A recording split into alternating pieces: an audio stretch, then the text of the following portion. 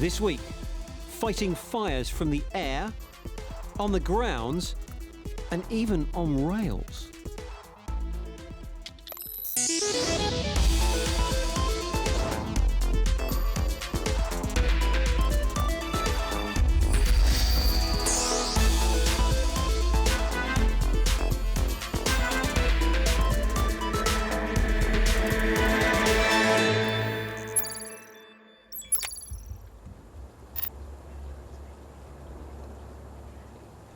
The Californian wildfires are the deadliest the state has ever seen. They've claimed the lives of more than 80 people, hundreds are missing, and whole towns have been destroyed. But as residents tried to escape, the firefighters did what they always do. They ran towards the danger. It's a profession that relies on courage, education, and increasingly the latest science and technology to better understand how fires behave and how to beat back the flames.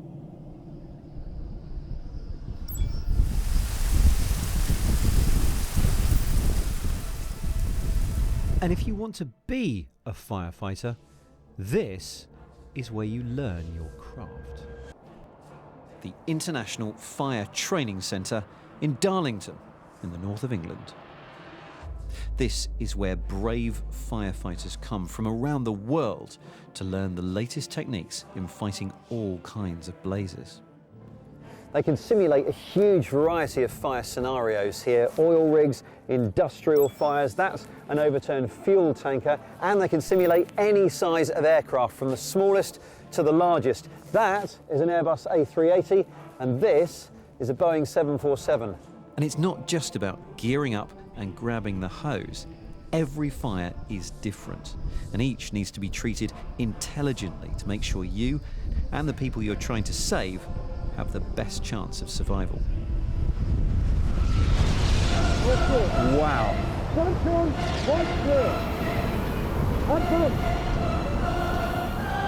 Oh my goodness. We're using the water as a protective shield. So we're keeping the two fires apart, using the water. Keeping the left-hand one at bay and then extinguishing the right one before we deal with the left. The centre tries to make each scenario as realistic as possible, not just the fire, but the treatment of the casualties too. It's fascinating to see the science behind firefighting. For example, in a kerosene fuel fire, water won't put it out. This cone of water controls the blaze so that another firefighter can come in with a powder extinguisher. That is what finally tames the flames. And once they're gone, does that mean the job is done? Well, that's where this thermal imaging camera comes in, to see what our eyes can't. So once it looks like the fire's out, you still have to cover the area in water, just in case there are some hot spots. You can see here the vent and the top of this engine is still white hot, according to this thermal imaging camera. And there are many other ways to detect and deal with fires, and Lara Lewington has been looking at some of them.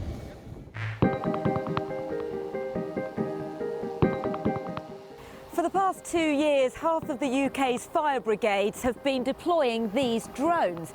They focus on the safety of firefighters, and their onboard HD and thermal imaging cameras can provide much greater visibility, which means a better understanding of a fire and the way that it's spreading.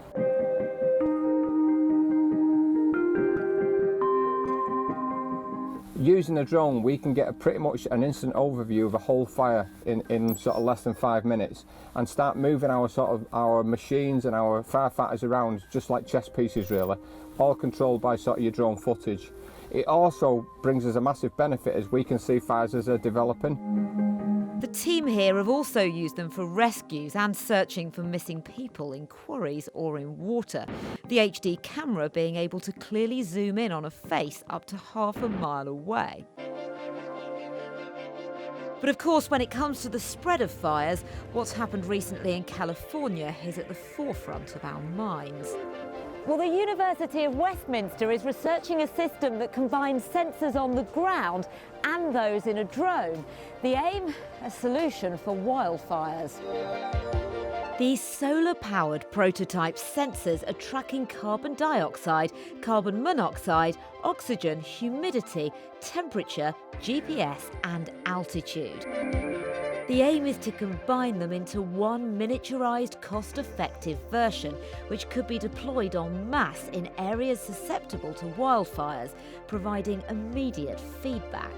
If there is something, they will alert all their neighbours also, form into a network, alert taken, take measurements, convey it to the master node, which then conveys it further up to the server, which then alerts the drones that come up to get a visual. The plane comes with all the information that it has got from the drones, from the ground sensors, and it knows what the wind speed is, what wind direction is, what the temperature variations are.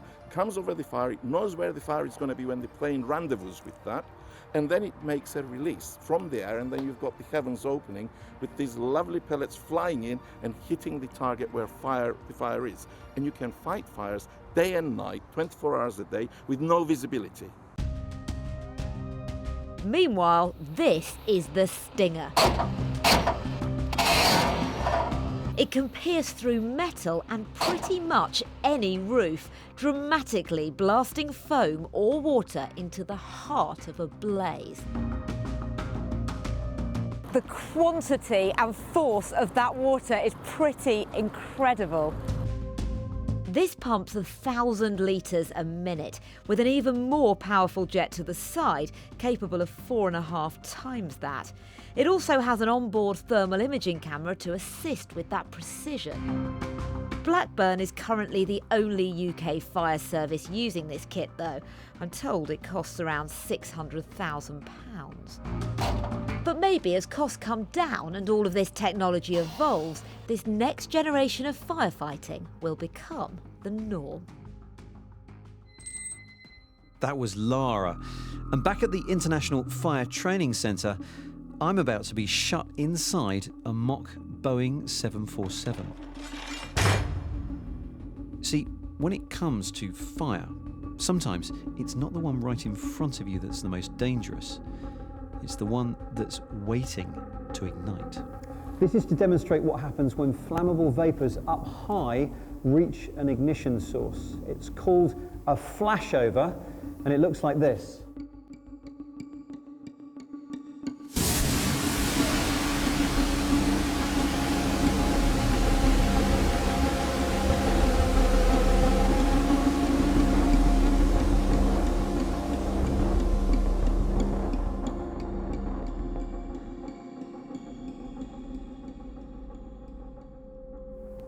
I tell you, just that tiny bit of fire in this enclosed environment really shows that smoke is the real killer. My goodness, you can hardly breathe, it's stinging my eyes. They use so much water here every year that it would be silly if they didn't try and reuse it. So that's exactly what they do. All the water, the kerosene, the foam, the powder and the general sludge from the site flow into a drainage system that goes underground and ends up first of all in a small lagoon over here where the kerosene floats to the top and is skimmed off, and they can actually reuse it. It will burn again. The rest of the liquid ends up in the next lagoon where the solids settle out, and then all you're left with is this watery foamy mix which gets pumped to the reed beds over there. Now the foam is made of animal protein which the reeds actually feed on, so they effectively suck the foam out of the liquid. So all you're left with at the end of the day is relatively clean water. And we'll have more from this place soon.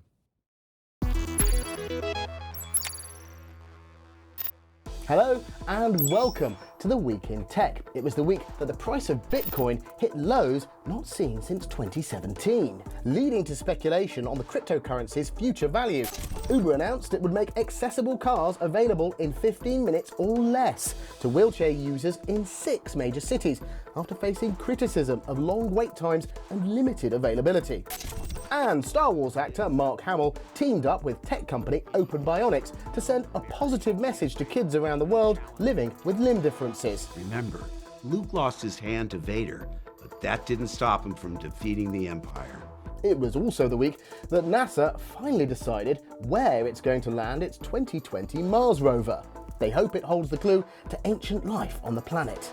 Meanwhile, NASA also launched a workplace safety review into SpaceX and Boeing. The two companies are contracted to fly astronauts to the International Space Station, possibly as early as 2019.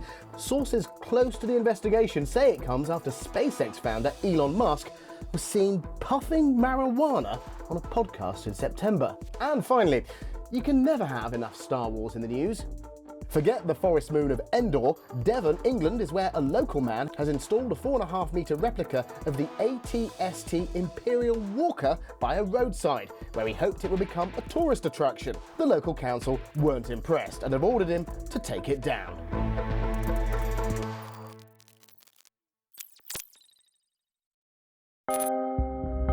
As well as the practical firefighting that happens here at the International Fire Training Centre, there's plenty of theory to be learned about the unusual ways that fire can behave. Now, a real danger to firefighters is when a fire in a sealed room starves itself of oxygen, so it looks like the fire has gone out, but the whole place is still really, really hot. Then if a firefighter opens a door to come in, oxygen rolls in and starts to mix with the gases. They become flammable again, and that's when you get a backdraft.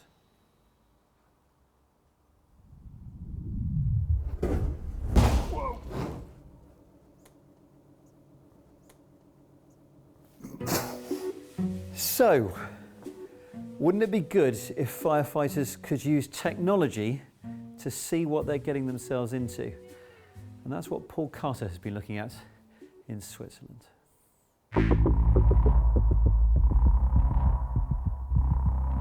For firefighters, it's often the things they can't see that are the most dangerous. The helmet I'm wearing has a thermal imaging camera fitted to the side.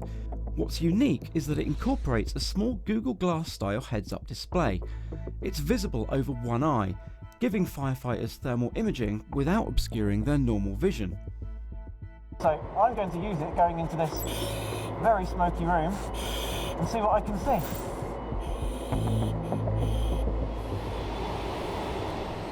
Luckily it's not too smoky in here at the minute and I can actually still see it, but once this smoke actually really starts to get up, as strange as it may sound, my view of that fire is going to completely disappear.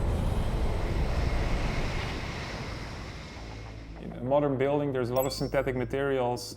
Buildings are more closed than ever. There's less holes next to windows and things like that. So there's a lot of smoke development, and fire may actually be hidden behind smoke. Or there may be people on the floor that you don't see. Or the thickness of the smoke is a real issue for firefighters. You always have access to the thermal image, which starts adding some additional advantages then, is that you would also use the thermal camera where before it wasn't possible. Like when you're working with a fire hose, you can suddenly see as well if you're aiming right, for example. But just as firefighters protect us, keeping them protected is also critical. And nothing is more important than the clothing they wear.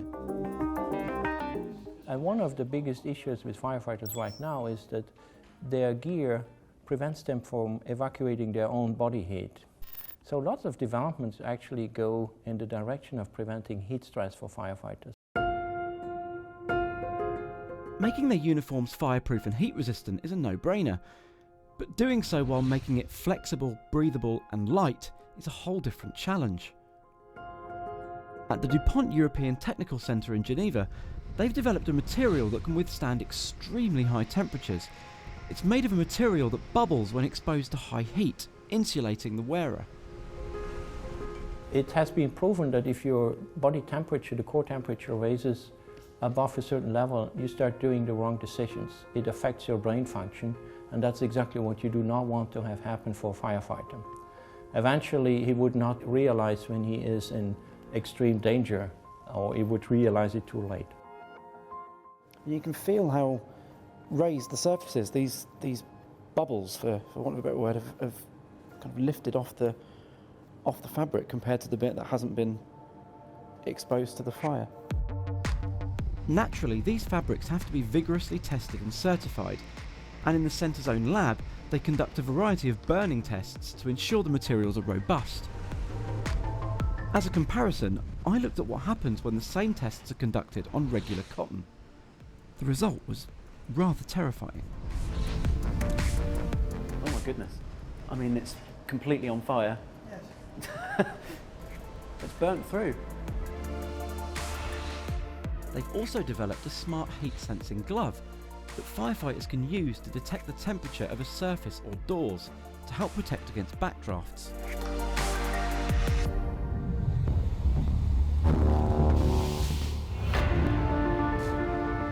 Now, Switzerland may not be the first place that comes to mind when you think of fire. But it's surprisingly advanced when it comes to firefighting tech. For example, it's the only country in Europe to have a firefighting train.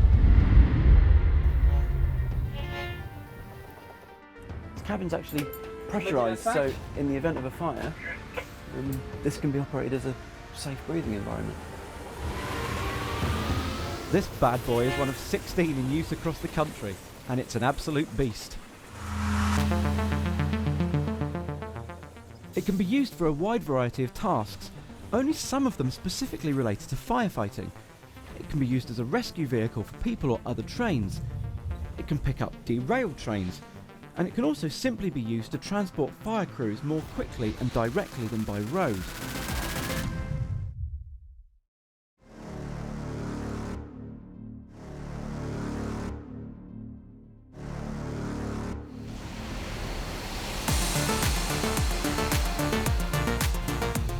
But let's be honest, fighting fires is the coolest thing this train can do. It holds 43,000 litres of water and 1,000 litres of special firefighting foam. Also, a foam cannon. It can also create a curtain of protection, a mist of water that blankets around the train, providing a protective area from smoke and chemicals.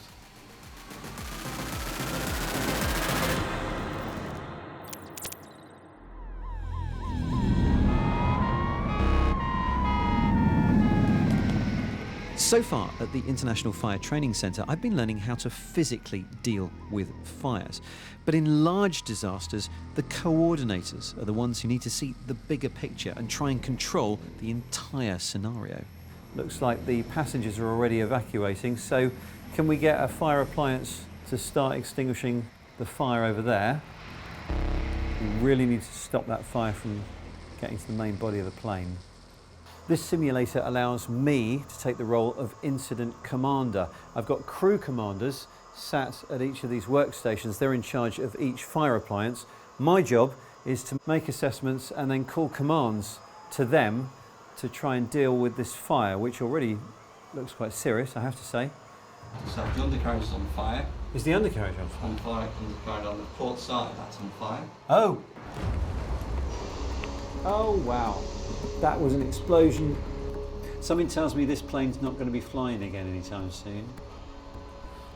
So as well as being the incident commander, you can swap roles and become a nurse or a paramedic or a police officer as well.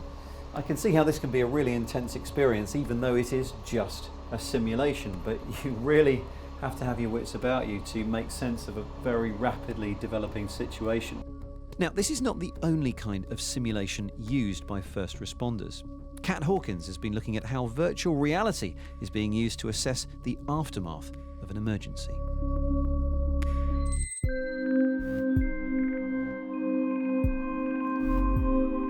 I'm at Leicestershire Fire and Rescue, the first service in the country to invest in virtual reality.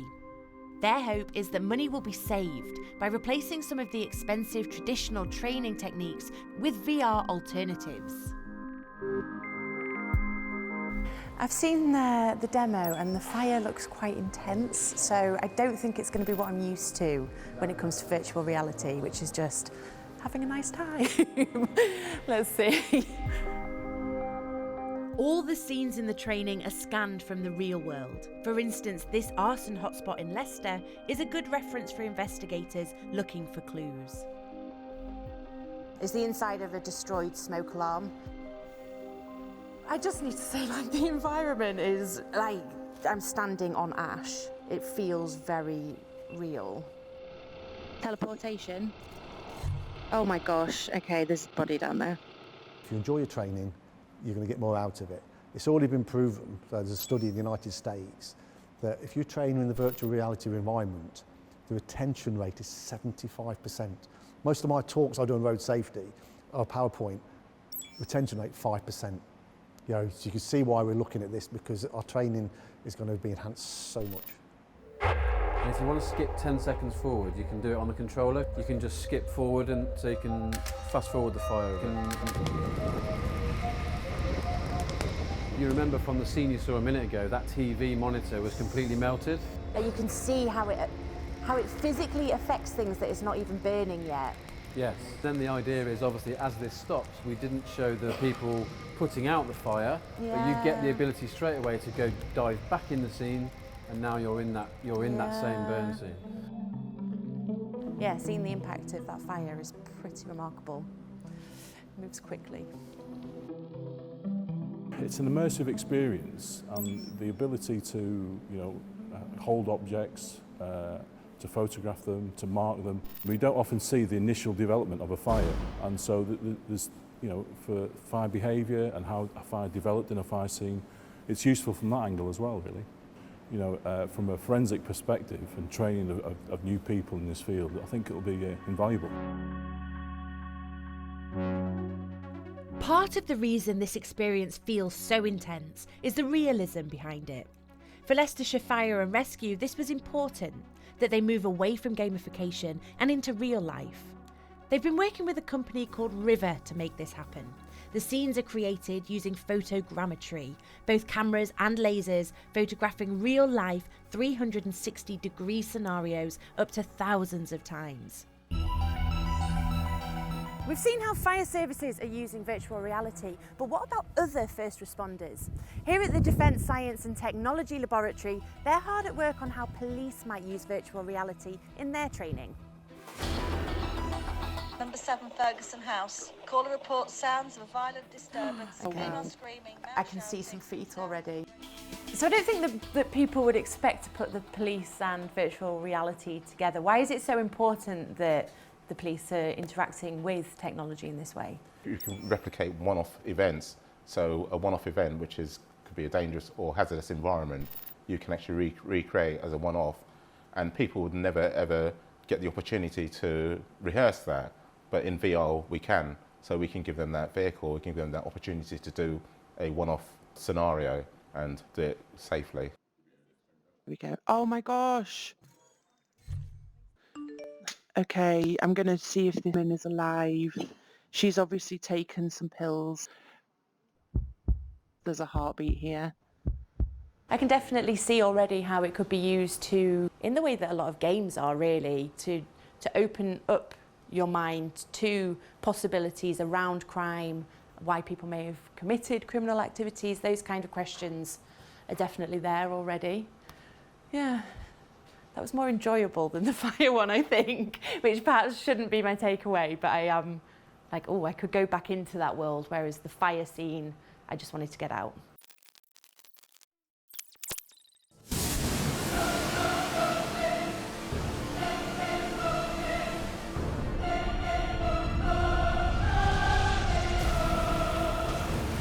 And that's it from the International Fire Training Centre. Hope you found it as fascinating as we have. We're going to put a load more footage and photos from this place up on social media. Don't forget we live on Facebook and on Twitter at BBC Click. But for now, thanks for watching and we'll see you soon.